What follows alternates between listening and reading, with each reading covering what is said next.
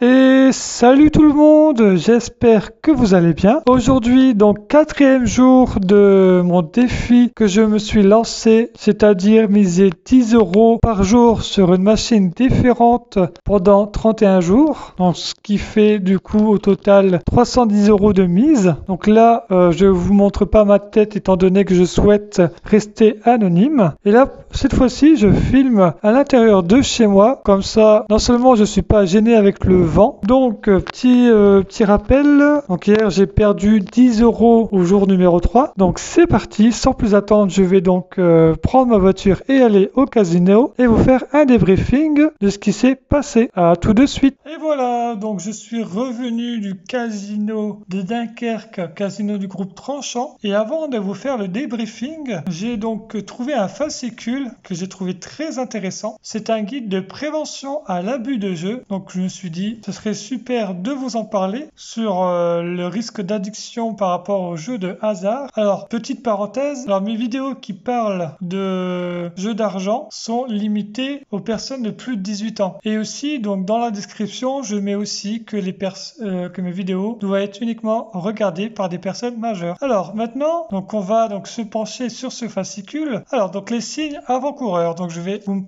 mieux présenter ce document. Donc si vous jouez à des jeux de hasard, donc les signes avant-coureurs, c'est être souvent préoccupé par le jeu. Alors là actuellement, oui, je suis préoccupé par le jeu étant donné que je mène ce défi que je vous ai expliqué. Donc forcément, j'y pense. Augmenter ses mises et ses dépenses de jeu. Alors, ma façon de jouer par rapport à cela, c'est que je n'augmente pas mes mises. Mes mises restent minimes. C'est-à-dire que si je vous dis que la mise est de minimum 50 centimes par mise, c'est-à-dire que je ne vais pas m'amuser à augmenter mes mises. Elles vont rester au minimum. Alors, augmenter mes dépenses de jeu, non, étant donné que chaque jour je dépense 10 euros. Donc, il n'y a pas d'évolution sur les dépenses de jeu. Et après, une fois que j'aurai terminé ce défi, je n'irai pas du tout, ou peut-être un peu par plaisir personnel, mais ça restera vraiment un plaisir. Je me mets des limites. Aussi, petite parenthèse, c'est que je n'y vais pas avec ma carte bleue. Ma carte bleue, je fais exprès de la laisser chez moi pour éviter d'avoir la tentation de retirer de l'argent. C'est une sécurité que je me suis mis en place pour justement me mettre des limites par rapport à cela. Alors, faire des efforts pour diminuer, mais jouer toujours autant. Je n'ai pas cette sensation-là, mais si vous avez ce symptôme-là, donc c'est un des signes avant-coureurs. Devenir irritable lorsqu'on ne peut pas jouer autant qu'on le souhaiterait. Ça ne m'arrive pas. Alors, jouer pour oublier ses problèmes. Personnellement, je n'ai pas de problème en ce moment, donc non, je ne joue pas pour oublier mes problèmes. Je joue pour vous proposer ce genre de format. Alors, retournez jouer pour regagner l'argent perdu. Alors non, ça je ne le fais pas. Mentir pour cacher que l'on joue. Alors non, je ne mens pas. Je ne mens à personne. Et sachez que je vous dis la vérité. Alors, lorsque je perds, je vous dis que j'ai perdu. Donc sachez que sur ça, je suis transparent avec vous. Emprunter de l'argent pour payer ses dettes de jeu. Non, ça ne m'arrive pas non plus. Je ne suis pas en train d'emprunter pour jouer. Voler ou frauder pour jouer. Non, j'ai horreur de voler ou de frauder. Je suis une personne de nature droite, carrée. J'ai horreur de bafouer les règles, les lois. Donc ce n'est pas du tout mon profil de voler ou de frauder. Alors, et enfin le dernier, risquer de perdre son emploi ou sa famille à cause du jeu. Non, il n'y a pas de risque là-dessus, étant donné que je me mets des limites et qu'au niveau de mon travail ça va. Mes dépenses n'empiètent pas sur la vie de famille. Donc je trouve que ce fascicule est super bien. En plus on le trouve à l'entrée du casino. Donc là ils disent en bas, et ça c'est vrai, le jeu est un plaisir, il doit le rester. Si vous jouez et que vous n'avez plus du tout de plaisir, là il faut se poser des questions et prendre du recul. Alors, donc je vais quand même vous lire ce qui est écrit là et après après je vais répondre à un questionnaire, donc je vais faire en même temps que vous. Donc là je vais lire ce qui est noté. Donc pour la plupart des joueurs, les jeux de hasard et d'argent constituent à la fois un divertissement et une source de plaisir. Les jeux stimulent l'exploitation de nos capacités et l'atteinte du bien-être. Donc ça c'est vrai, quand on joue à des jeux de hasard et qu'on gagne de l'argent, ça va donc libérer une substance de plaisir, donc ce qui s'appelle la dopamine. Et quand on a cette substance-là dans le cerveau il va redemander encore et encore et de plus en plus. en plus grande quantité. Donc c'est pour ça qu'il faut se mettre des limites. C'est vraiment une histoire neurologique. Cependant, pour certaines personnes, le plaisir de jouer peut céder la place à l'excès. Notre politique volontariste sur l'abus de jeu. Le groupe tranchant est conscient de son rôle et de ses responsabilités dans l'environnement socio-économique en appliquant une prévention des risques dans ses casinos. Pour cela, il a mis en place dans ses établissements une politique de prévention des problèmes liés au jeu, formation du personnel et information sur les risques auprès des clients pour les aider à déterminer s'ils sont éventuellement menacés par le jeu pathologique de telle manière à ce qu'ils puissent contrôler leur comportement de joueurs et à quel moment ils devraient avoir recours à de l'aide. Qu'est-ce que l'abus de jeu? Mais dans certains cas, il arrive que la relation au jeu échappe à tout contrôle, qu'elle s'automatise et qu'elle finisse par être à la source d'une grave perturbation maladive. La forme morbide du jeu de hasard est désignée sous le terme de passion maladive du jeu pathologique, engendrant pour les sujets concernés et pour leur entourage une grande souffrance personnelle. Alors si vous entendez du bruit, c'est mon chat qui est en train de jouer avec sa baballe. Comment reconnaître l'abus de jeu? Contrairement au jeu courant, le jeu pathologique se caractérise par une perte de contrôle du joueur, par un manque de sincérité au sujet de l'étendue du trouble, par une influence sur la famille et sur la vie professionnelle, et par des battues entre guillemets répétées pour se renflouer et rattraper les pertes. Le jeu de hasard devient le centre de la vie, un besoin dominant. Le passage du rapport problématique au rapport pathologique au jeu se fait sans transition. Une passion pathologique pour le jeu ne naît pas du jour au lendemain. Le processus se développe sournoisement, souvent sur plusieurs années, comme pour les autres formes de dépendance. L'intensité au jeu augmente, le joueur renforce ses mises et ça donne de plus en plus au jeu de hasard. Le jeu pathologique n'a pas seulement des répercussions sur le joueur, mais sur tout son environnement social. Donc moi, concernant cela, donc c'est vraiment un plaisir de jouer. Donc je fais ça pour justement vous proposer ce genre de format, mais je fais en sorte de me mettre des limites pour justement éviter d'être dans l'abus de jeu. Donc c'est parti. Maintenant, je vais faire donc ce questionnaire avec vous. Donc je vais répondre sincèrement et à la fin on va voir si justement je suis donc une personne très addicte ou pas. Alors je vais zoomer un peu plus, voilà, pour que vous puissiez vraiment voir. Donc 19 questions pour me tester. Donc c'est parti. Donc première question, lorsque vous vous adonnez à des jeux de hasard, vous arrive-t-il souvent de retourner dans l'établissement de jeu dans l'espoir de regagner l'argent que vous avez perdu? Alors non, une fois que j'ai joué et que j'ai plus rien à miser, je n'y retourne pas, c'est fini. Voilà, j'y retourne une fois par jour par rapport à ce format que je vous propose. Mais dans la journée, non, je n'y retourne pas. C'est perdu, c'est perdu. Je rentre chez moi. Petit 2. Avez-vous déjà affirmé avoir gagné de l'argent au jeu alors qu'en fait vous avez perdu? Non, je n'aime pas mentir. Je préfère être sincère et dire la vérité. Vous arrive-t-il de consacrer plus de temps ou d'argent au jeu que vous en avez l'intention? Donc là, non. Étant donné que mon intention c'est de faire ce format-là, donc j'ai déjà une ligne de conduite, j'ai déjà des limites et des objectifs fixés. Donc non, je ne consacre pas plus de temps ou d'argent. Surtout que c'est un concept unique. Alors, quelqu'un a-t-il déjà critiqué votre passion pour le jeu? J'ai déjà une personne qui m'a critiqué sur le fait que d'aller au casino, ça sert vraiment à rien, étant donné que le grand gagnant, ça reste le casino. Et il a raison. Pareil pour les jeux de grattage, hein. C'est la société des jeux de grattage qui reste le grand gagnant dans tout ça. Mais il n'a pas non plus critiqué sur ma façon de consommer. Donc, pour moi, la passion, c'est oui et non.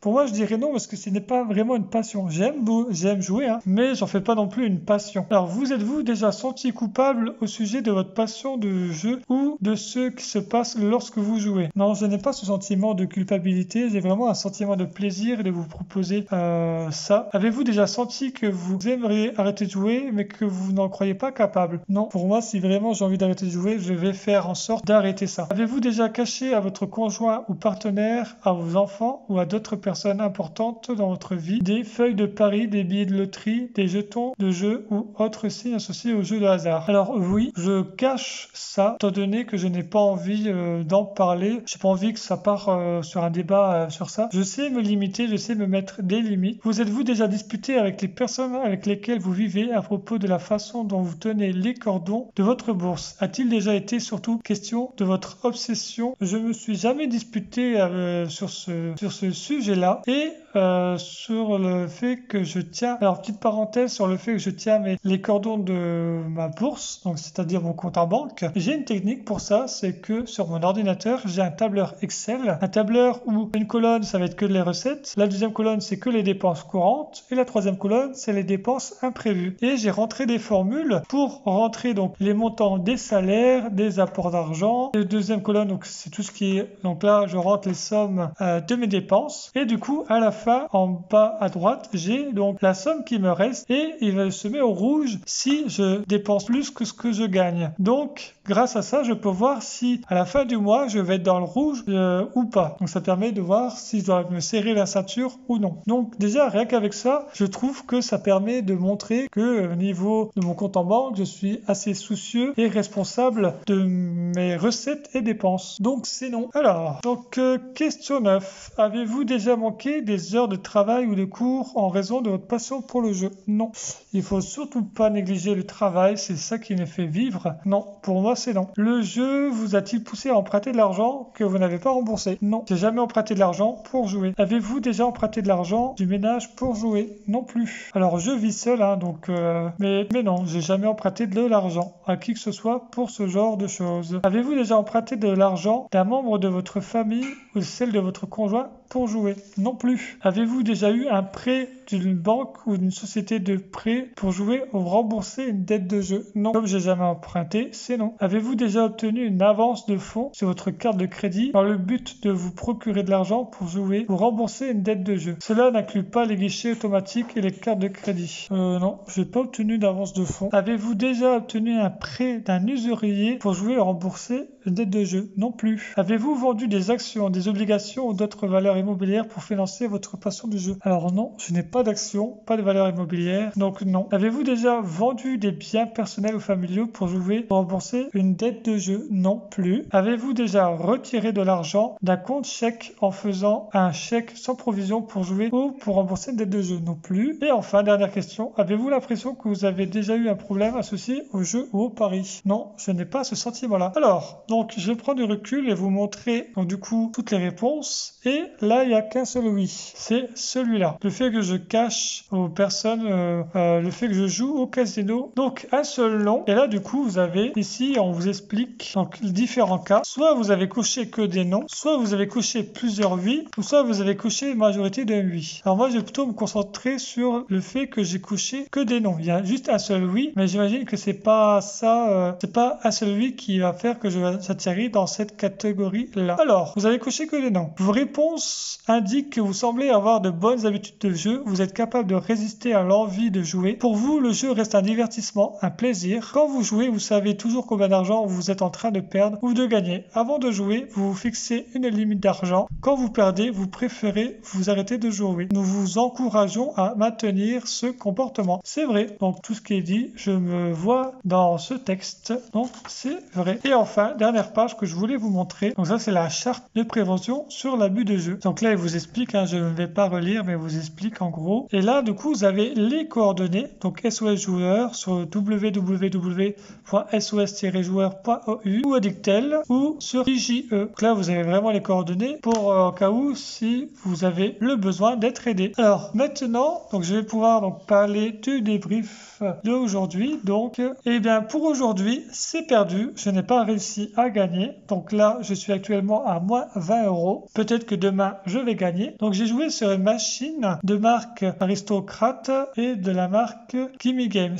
Donc c'est la machine numéro 735. Et donc le thème, c'était donc Tigre. Et là, cette fois-ci, c'était un écran numérique. Donc il n'y avait pas de vraie roulette, c'est juste un écran qui défile. Et donc vous pouvez, donc là, sur cette machine, vous avez le choix. Soit vous jouez pour 1 centime, 2 centimes, 5 centimes ou 10 centimes. La mise minimale est de 50 centimes par mise. Et du coup, vous avez deux modes. Soit le mode multi-cash ou le mode multi-cash double up. C'est-à-dire que là, vous allez beaucoup mieux gagner. Vos gains vont être plus valorisés. Donc il y a différents types de cagnottes. Il y a le mini, le minor, minor, le maxi, le major et le grand. Donc 5 cagnottes. Donc si vous avez 3 symboles free games, c'est-à-dire en français jeux gratuits, vous avez donc droit à 8 jeux gratuits. C'est-à-dire que la machine va lancer 8 parties gratuitement. Donc si vous avez 4 symboles free games, dans ce cas c'est 16 et 5 c'est 24 parties gratuites. Si vous avez 6 symboles joyaux, là vous allez gagner du coup le montant, le total des montants qui sont affichés sur le symbole. Donc sur cette machine, ils appellent ça le symbole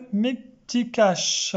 Donc si vous avez par exemple pas de montant dessus mais que vous avez 3 symboles écrits mini, ça veut dire que vous allez remporter le jackpot mini qui est de minimum 15 €. Et enfin vous avez un dernier symbole, le symbole WILD, W-I-L-D. Donc ce symbole là il remplace tous les autres symboles. Par exemple si vous avez 7, 7 et WILD, le WILD lui va vraiment compter, il compte pour tout. C'est comme par exemple la carte Joker, ça remplace tout. Sauf exception, il ne remplace pas les symboles Cash et les symboles Free Games. C'est-à-dire que si vous avez 2 symboles Free Games plus Wild, eh ben, il ne va pas prendre en compte la machine. Il faut vraiment que vous ayez 3 symboles Free Games ou Cash. Et voilà, donc c'est tout pour aujourd'hui. J'espère que cette vidéo vous aura plu. N'hésitez pas à laisser un pouce bleu, à me dire ce que vous en avez pensé dans les commentaires, de partager la vidéo autour de vous, à condition que ce sont des personnes majeures, et de vous abonner. En faisant cela, vraiment, vous allez me faire plaisir et me donner de la force. Et je vous remercie grandement. Je vous souhaite une excellente journée et on se retrouve demain pour la 5e journée de ce défi. À demain!